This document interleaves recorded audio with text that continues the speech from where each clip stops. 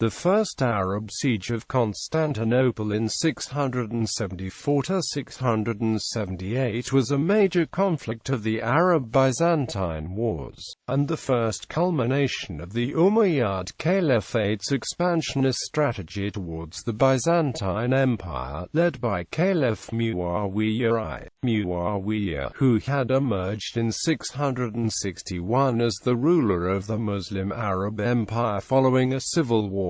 Renewed aggressive warfare against Byzantium after a lapse of some years, and hoped to deliver a lethal blow by capturing the Byzantine capital, Constantinople. As reported by the Byzantine chronicler Theophanes the Confessor, the Arab attack was methodical. In 672–673 Arab fleets secured bases along the coasts of Asia Minor, and then proceeded to install a loose blockade around Constantinople. They used the peninsula of Cyzicus near the city as a base to spend the winter, and returned every spring to launch attacks against the city's fortifications. Finally, the Byzantines, under Emperor Constantine IV, managed to destroy the Arab navy using a new invention, the liquid incendiary substance known as Greek fire. The Arab land army in Asia Minor was also defeated by the Byzantines, forcing the Arabs to lift the siege. The Byzantine victory was of major importance for the survival of the Byzantine state, as the Arab threat receded for a time. A peace treaty was signed soon after, and following the outbreak of another Muslim civil war, the Byzantines even experienced a period of ascendancy over the caliphate.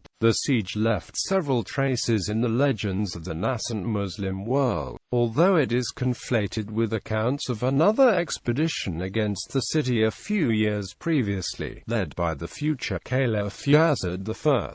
As a result, the veracity of Theophanes' account has been questioned by recent scholarship, which places more emphasis on the Arabic and Syriac sources. Background: following the disastrous Battle of Yarmouk in 636, the Byzantine Empire withdrew the bulk of its remaining forces from the Levant into Asia Minor, which was shielded by the Taurus Mountains from the Muslim expansion. This left the field opened for the warriors of the nascent Rashidun Caliphate to complete their conquest of Syria, with Egypt too falling shortly after. Muslim raids against the Cilician frontier zone and deep into Asia Minor began as early as 640, and continued under the leadership of the Rashidun governor of Syria, Mu'awiya. The energetic Mu'awiya also spearheaded the development of a Muslim navy, which within a few years grew sufficiently strong to occupy Cyprus and raid as far as Kos, Rhodes and Crete in the Aegean Sea. Finally, the young Muslim navy scored a crushing victory over its Byzantine counterpart in the Battle of Phoenix in 655.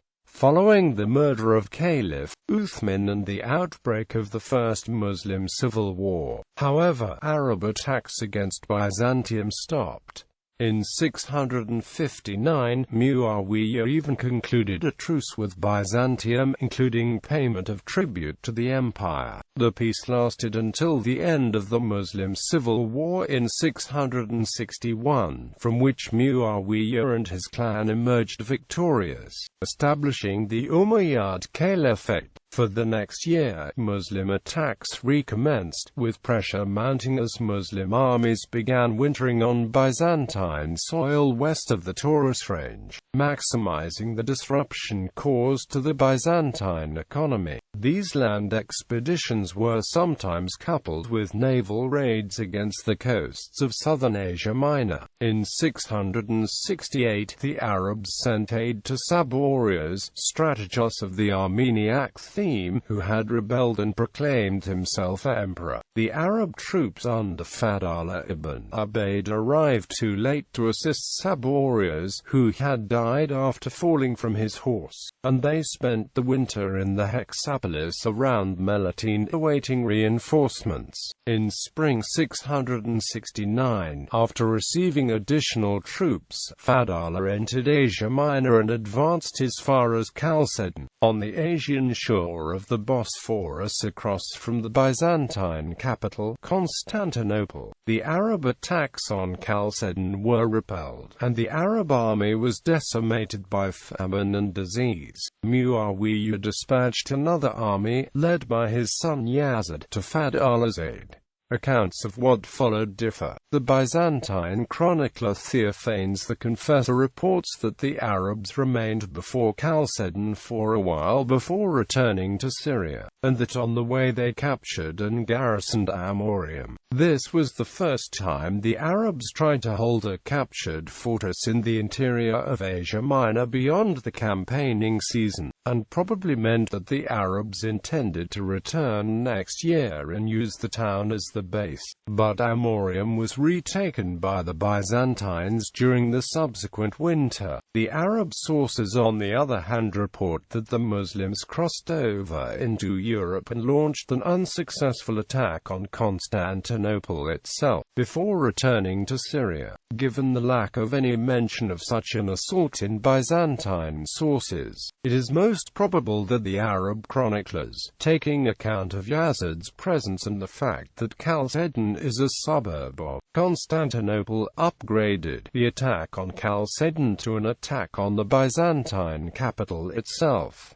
Opening moves. The campaigns of 672 and 673. The campaign of 669 clearly demonstrated to the Arabs the possibility of a direct strike at Constantinople, as well as the necessity of having a supply base in the region. This was found in the peninsula of Cyzicus on the southern shore of the Sea of Marmara, where a raiding fleet under Fadala ibn Ubayd wintered in 670 or 671.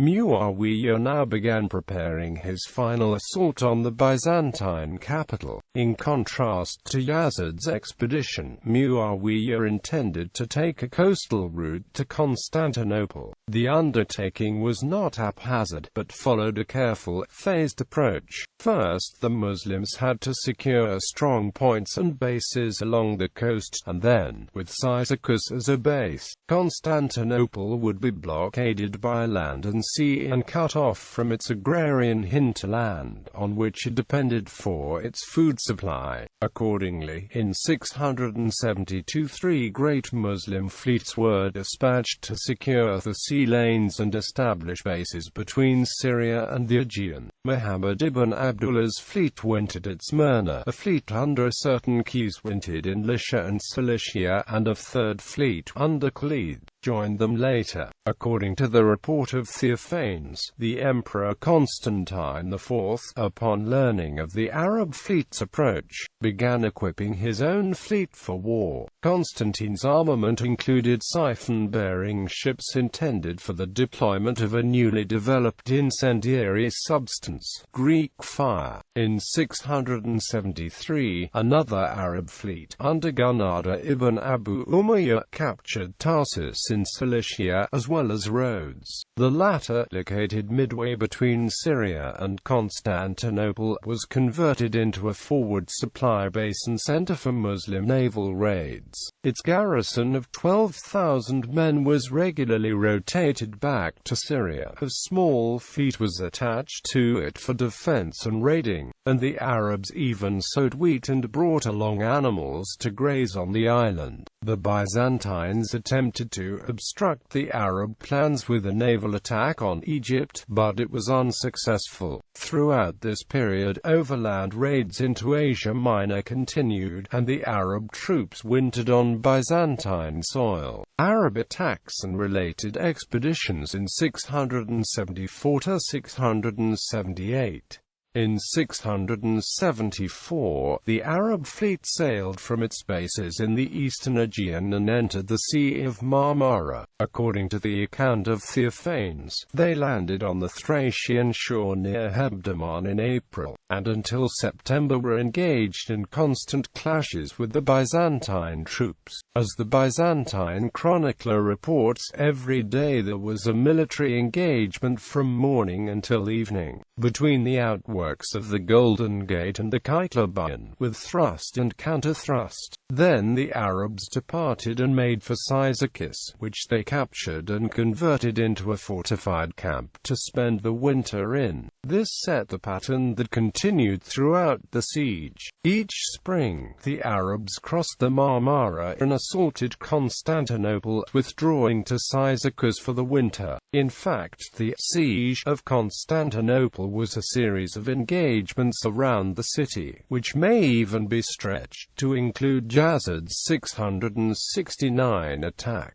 It should also be noted that both Byzantine and Arab chroniclers record the sieges lasting for 7 years instead of 5. This can be reconciled either by including the opening campaigns of 672 to 673, or by counting the years until the final withdrawal of the Arab troops from the forward bases, in 680. The details of the clashes around Constantinople are unclear, as Theophanes condenses the siege in his account of the first year, and the Arab chroniclers do not mention the siege at all but merely provide the names of leaders of unspecified expeditions into Byzantine territory. Thus, from the Arab sources it is only known that Abdullah ibn Qais and Fadala ibn Ubayd raided Crete and wintered there in 675, while in the same year Malik ibn Abdullah led a raid into Asia Minor. The Arab historians Ibn Wadi and al-Tabari report that Yazid was dispatched by Mu'awiya with reinforcements to Constantinople in 676,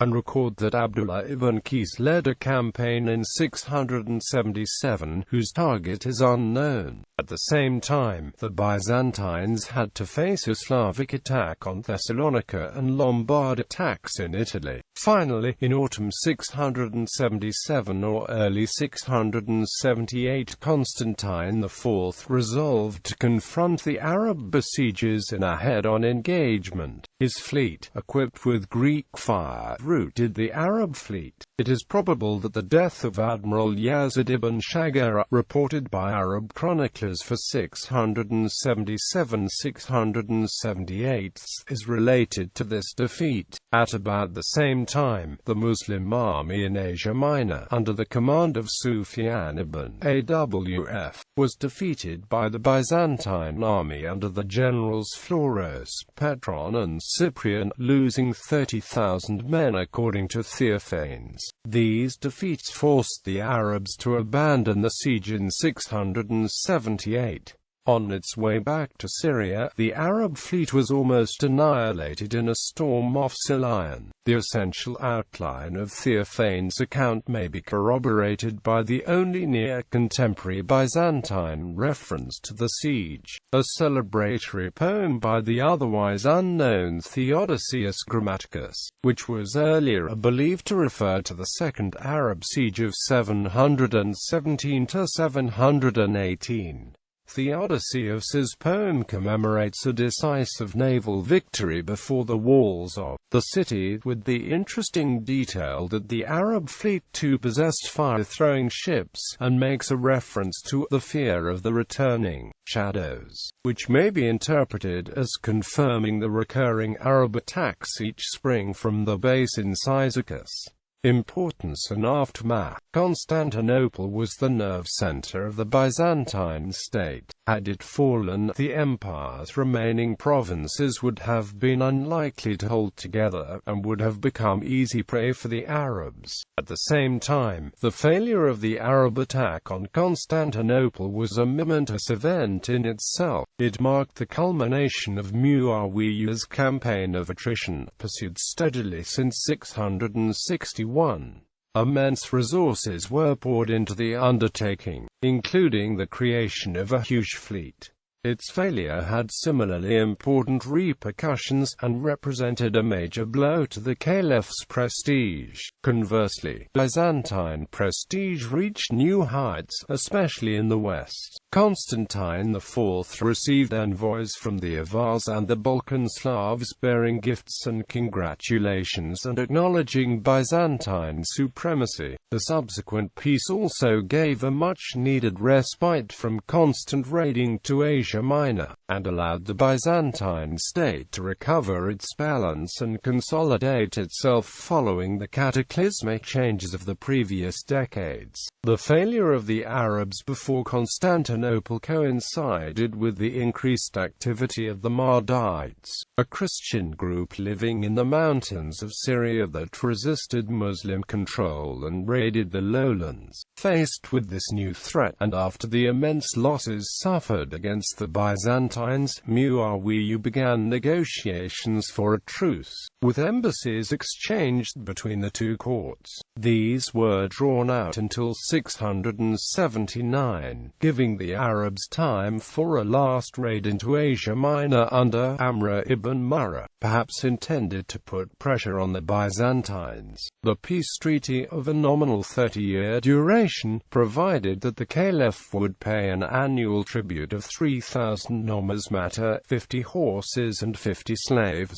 The Arab garrisons were withdrawn from the bases on the Byzantine coastlands, including Rhodes, in 679 to 680. Constantine IV used the peace to proceed against the mounting Bulgar menace in the Balkans, but his huge army, comprising all the available forces of the empire, was decisively beaten, opening the way for the establishment of a Bulgar state in the northeastern Balkans. In the Muslim world, after the death of Mu'awiya in 680, the various forces of opposition within the Caliphate manifested themselves. The Caliphate's division during this Second Muslim Civil War allowed Byzantium to achieve not only peace, but also a position of predominance on its eastern frontier. Armenia and Iberia reverted for a time to Byzantine control, and Cyprus became a condominium between Byzantium and the Caliphate.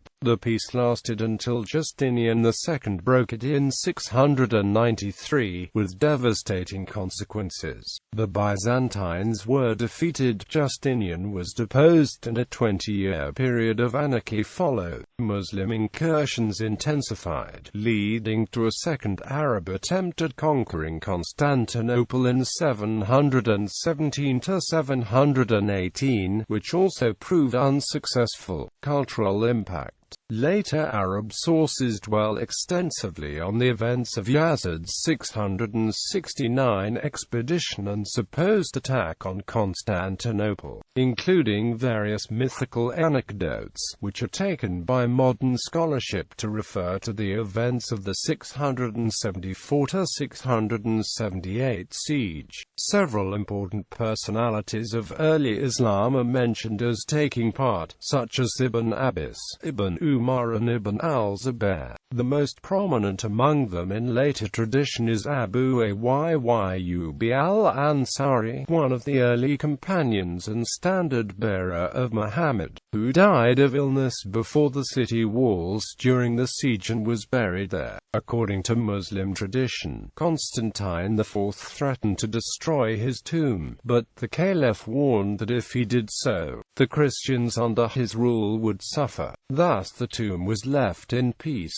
and even became a site of veneration by the Byzantines, who prayed there in times of drought. The tomb was rediscovered after the fall of Constantinople to the Ottoman Turks in 1453 by the dervish Sheikh Akshams al-Din, and Sultan Mehmed II ordered the construction of a marble tomb and a mosque adjacent to it. It became a tradition that Ottoman sultans were girt with the sword of Osman at the Mosque upon their accession. Today it remains one of the holiest Muslim shrines in Istanbul. Modern reassessment of the events. The narrative on the siege accepted by modern historians relies largely on Theophanes' account, while the Arab and Syriac sources do not mention any siege, but rather individual campaigns, only a few of which reached as far as Constantinople. Thus the capture of an island named Umayyad in the Sea of Constantinia is recorded for 673–674, although it is unclear if this refers to the Sea of Marmara at the Aegean, and Yazid's 676 expedition is also said to have reached Constantinople. The Syriac chroniclers also disagree with Theophanes in placing the decisive battle and destruction of the Arab fleet by Greek fire in 674, during an Arab expedition against the coasts of Lycia and Cilicia, rather than Constantinople. This was followed by the landing of Byzantine forces in Syria in 677–678,